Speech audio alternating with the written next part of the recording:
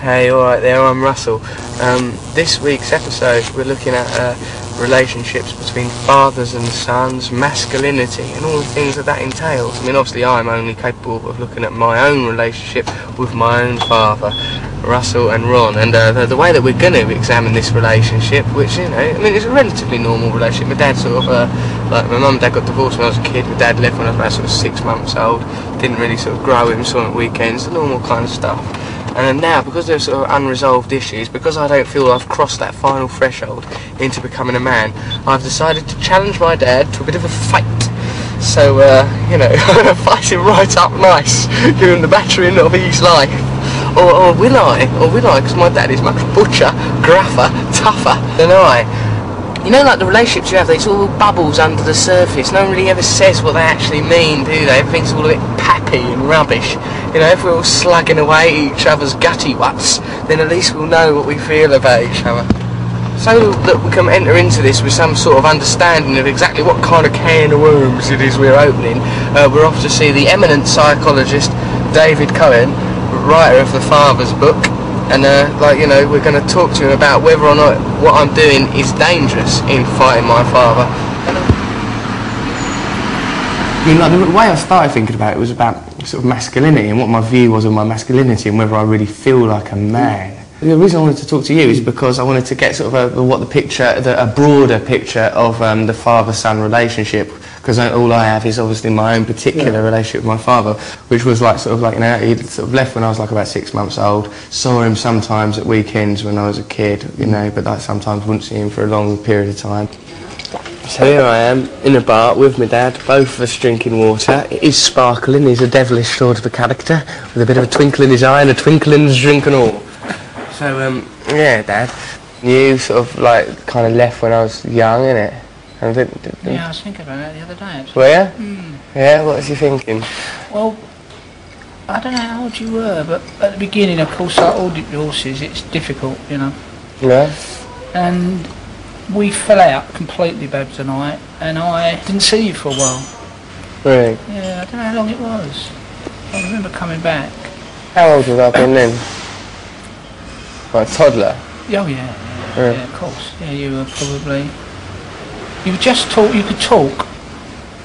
So I don't know how old that would make you. I'm not good in these kind of things. 15, 16, I think. I started piping up. No, I don't know. How old when you can start to talk? I think at 18 months. So it would have been about then. Yeah. And then, because then I used to see you every weekend, didn't I? But then you used to get really emotional about me not turning up late, didn't you? I didn't even realise it was such a big deal. Yeah. Yeah, but so when you're a little kid, all in your little coat and your little jacket, waiting all nicely, sat there with my mum. And I do remember as well, I used to remember you coming and sort of having sort of arguments with mum being quite emotionally volatile, you being very forthright and abrupt, you know, mad and intense and stuff. If I stop being personal to you and having a personal conversation where my pundit hat, most men do not have very good relationships with their fathers. Right. Ask him about his father. Ask him about his relationship with his father. So what kind of, have you got any memories of that at all? No, very little really. Oh? No, not significant. Well, of course he died when he was too young. Yeah. Late. So that's strange, ain't it? Because that means you ain't got a role model. Yeah. True. For that, so that's obviously going to, you know, that's part of the legacy, I suppose. I once interviewed one of the world's great psychologist's sons, he was a guy called John Watson, and he said the only time he felt really loved by his father, who wrote endless bestsellers about how to be a parent, was when they were doing woodwork together.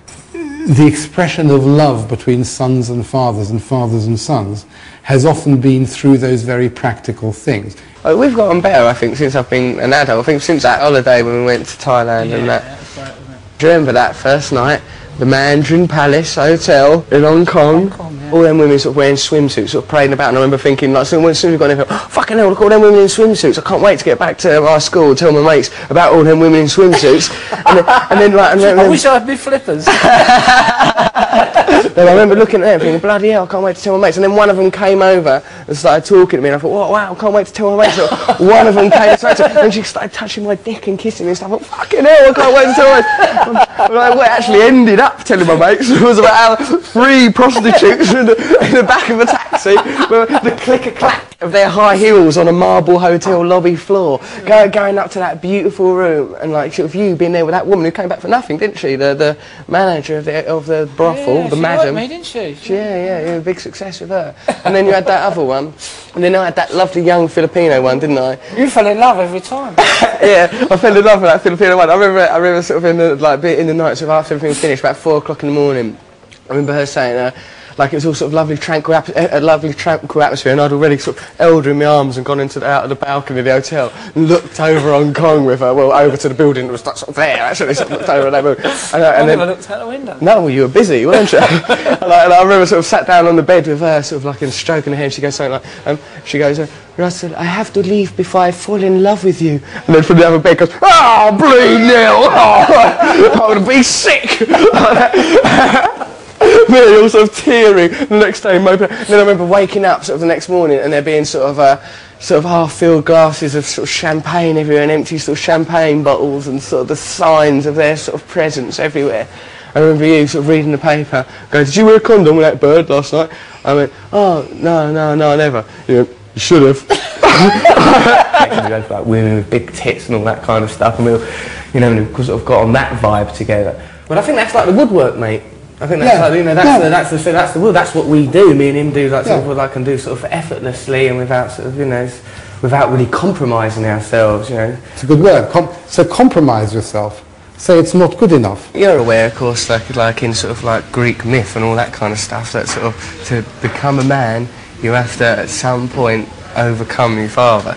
Otherwise, really, you'll be trapped forever in the world of childhood. And that's not a place I'd like to see myself trapped for too long.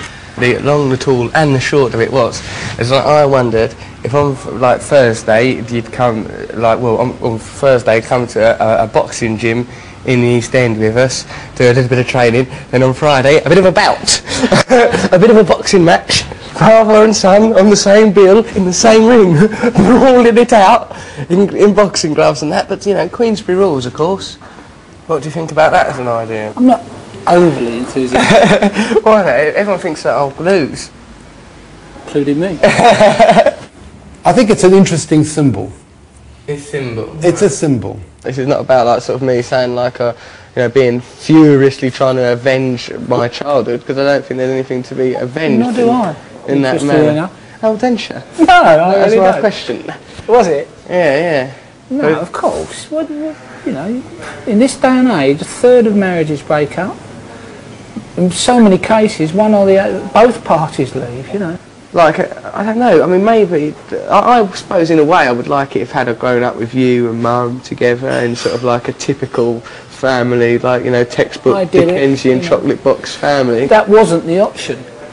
The option was to grow up in a house with two people constantly bickering and arguing. That's the option. Yeah. That was the more likely alternative, not the one you've just described. Your mum obviously did something rather right, since she was your main caregiver. Do you think so? Oh, absolutely.